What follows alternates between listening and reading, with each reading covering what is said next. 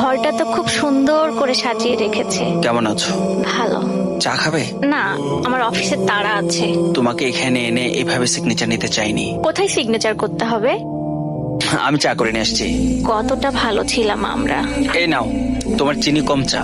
তোমার আমার পছন্দ মনে আছে? আমার সব মনে আছে। কতটা ভালোবাসায় না বানিয়েছিলাম আমাদের এই ঘর।